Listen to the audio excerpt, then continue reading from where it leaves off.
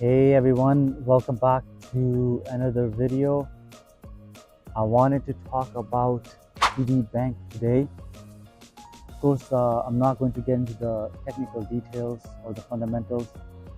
I find that a lot of my viewers they are already well versed with the fundamentals. So if you're checking this video, chances are you already know the company. Maybe you even own it. Uh, that's fine. The reason I'm making this video is to share my thoughts on TD Bank and its stock. So TD Bank, I purchased TD Bank last year, uh, just below, no, I think around $83 a share, maybe 81, somewhere in early 80s, maybe it was like late 70s even. And the reason I purchased this stock is because, well, I'll tell you a little bit of a story. I remember meeting my one of uh, my previous manager, or one of the old managers I had in Calgary, Alberta, working in the oil and gas industry. So I remember I was talking to him once, and he was near retirement, and I asked him, so like, how's your portfolio? Any tips, any thoughts you want to give me, and or any comments you have for me? Someone who's new and just getting into stock market and building out his own portfolio and things like that. So basically, this is what he said. He said, no, he had a good run. Of course, he must have started in the 70s, and uh, you know 40 years is a long time, of course. So he had a good run, and I know he owned a lot of oil and gas stocks, which sadly are cyclical, but I think he did good for himself. And then he owned like other stocks too. But he told me like he wished he had owned Canadian banks, and he said he wished he had those in his portfolio, and if he had, obviously he would have done very well. So I guess the point I'm trying to make is you want to have Canadian stocks in your portfolio. Of course, they're stable. They're known to be stable. Try 1 second.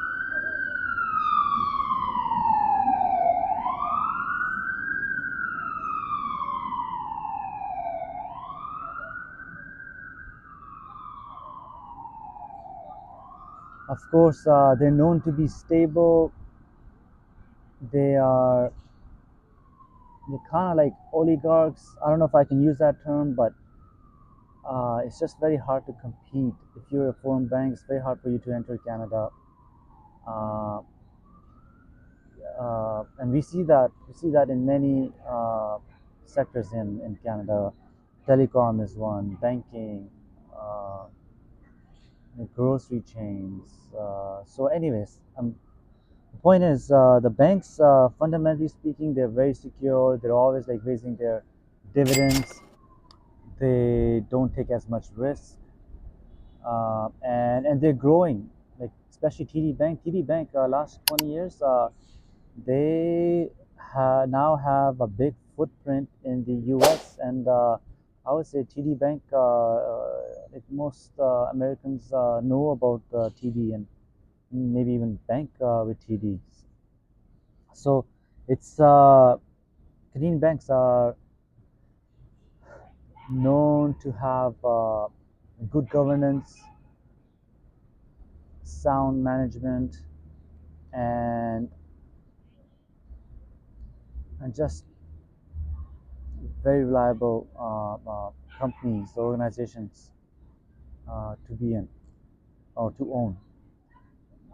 And as we all know, famously, Canadian banks, unlike the American banks and European banks, Canadian banks during the global financial crisis did not suffer as much. They were, relatively speaking, they were unharmed.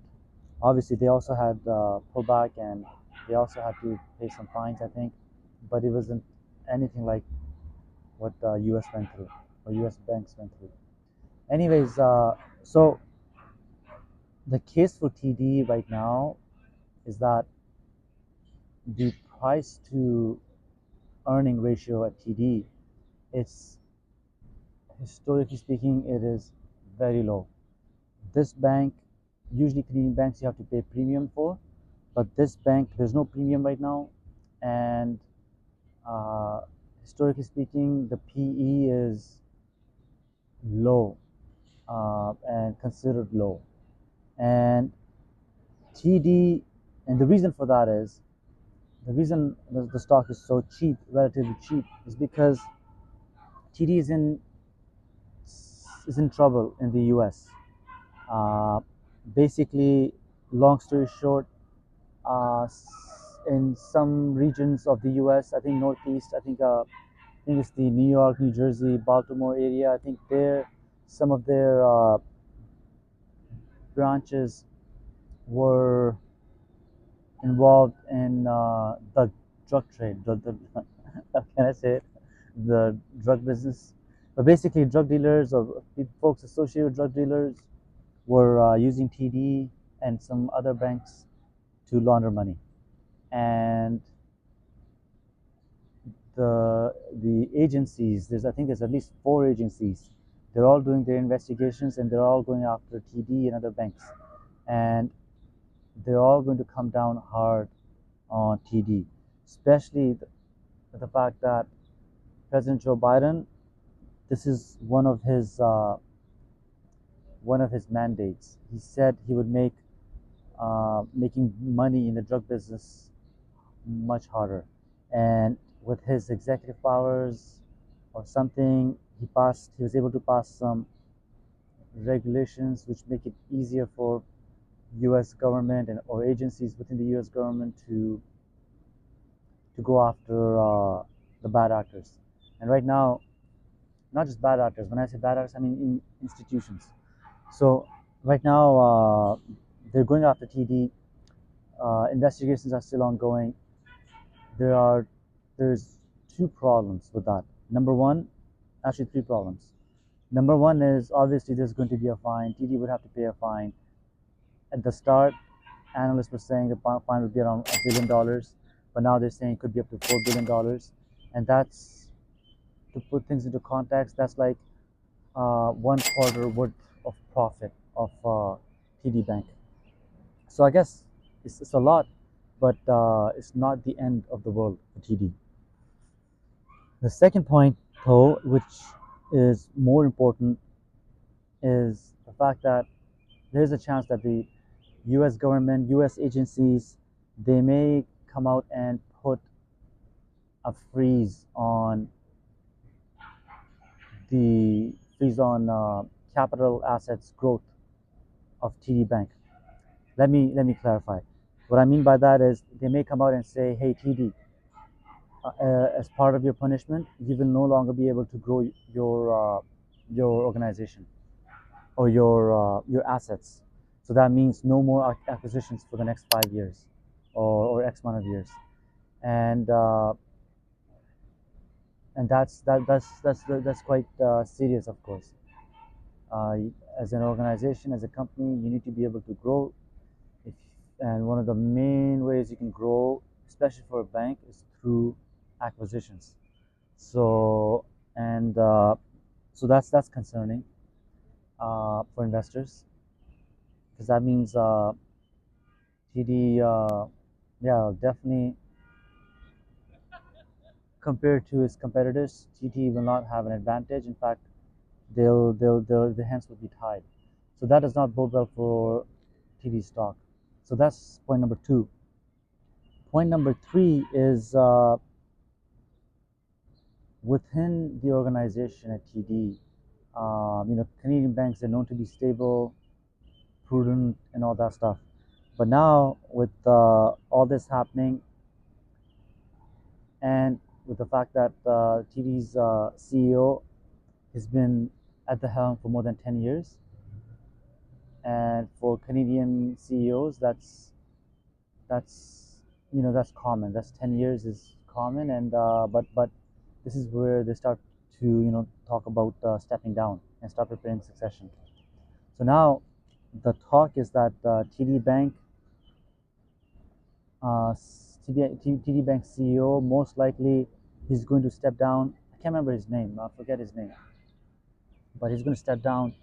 And anytime, and that could be a problem because anytime you have change at the top, it it makes way.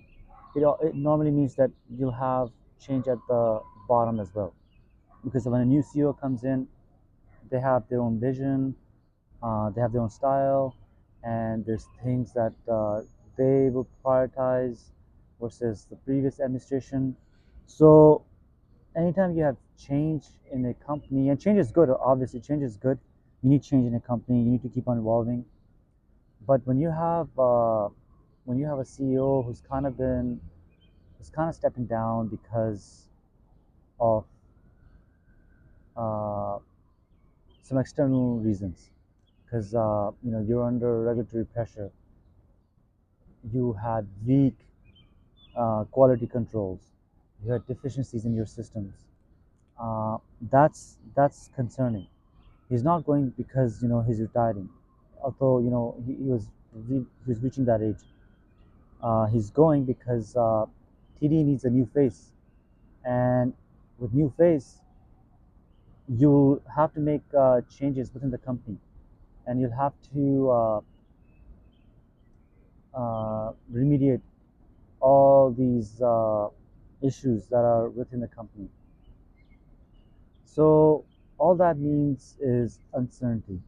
When you have a company going through a turnaround, uh, that can get very tricky. Turnarounds in companies can take a very long time, years. So yeah, like I don't know, I hate that.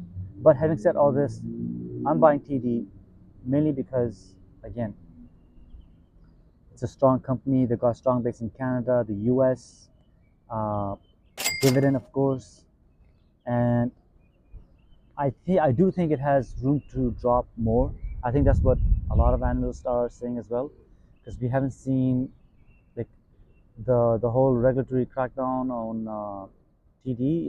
It's not finished yet. It's not finished yet. We don't know what kind of limits, what kind of punishments they'll be given. So stock could go down. It could go down below $70. But I'll be adding.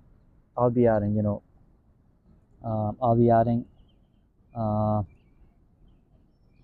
yeah. Okay. So that's it for me. I know that TD Bank is obviously underperforming. I think I posted a chart on Twitter a few weeks ago.